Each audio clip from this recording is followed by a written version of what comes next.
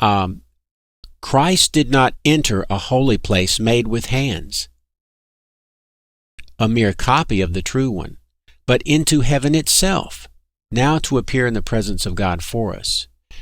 So, the author of Hebrews is telling us almost explicitly that Jesus offered himself in the perfect tabernacle of heaven, not on earth. Okay?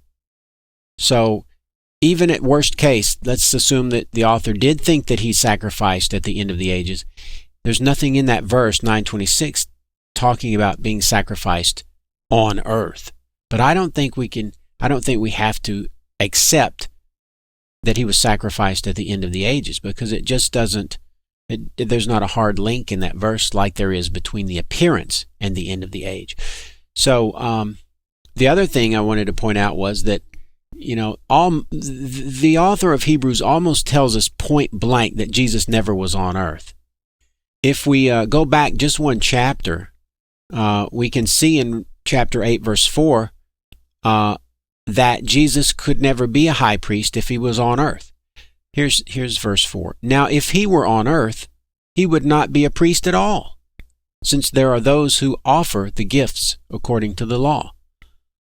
I mean, if this is not a smoking gun, I don't know what is. Okay, so I wanted to stop here, pause here, and look at what the author of Hebrews is actually doing. So he's contrasting the earthly high priest with the heavenly high priest, Jesus. The earthly high priests offer blood that's not their own, whereas Jesus offered his own blood. The earthly high priests make offerings in earthly tabernacles made by human hands. Jesus made his offering in the perfect tabernacle, not made by human hands. In other words, heaven. The earthly high priests make their offerings continually, whereas Jesus offered himself once. And we can see two very important verses that support the idea that Jesus was not on earth and he was sacrificed at the beginning of the ages, or the beginning of time.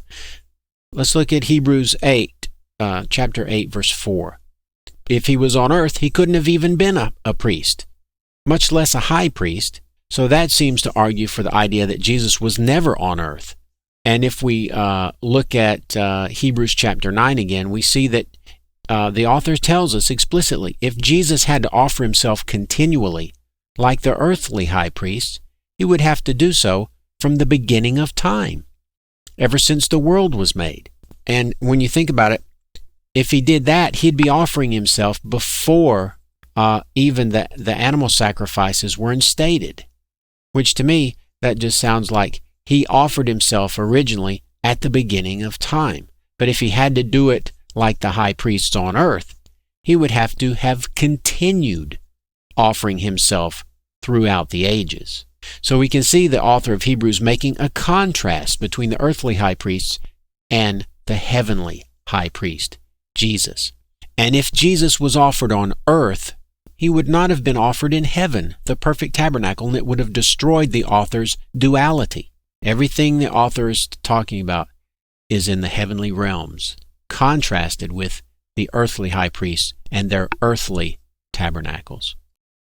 If we look at the verse for what it really says, and then know what the author of Hebrews already told us, then we can feel pretty sure that the author is telling us that Jesus was manifested at the end of the ages. He was revealed to mankind during the first century, but his death had already taken place. And all this, Jesus' death was revealed to mankind so that men would be able to know that.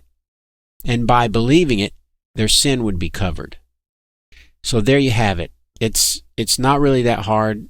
If you just read it, face value, you would go, well, it sounds like, yeah, but, you just have to dig a little deeper. So anyway, this verse is not saying anything about where Jesus was killed, and I'm also claiming it doesn't say anything about when Jesus was killed. It simply says that he was sacrificed and that this knowledge was revealed to mankind at the end of the ages. All right, So I've rambled quite a bit, but I just wanted to touch on all those things. And so there you have it.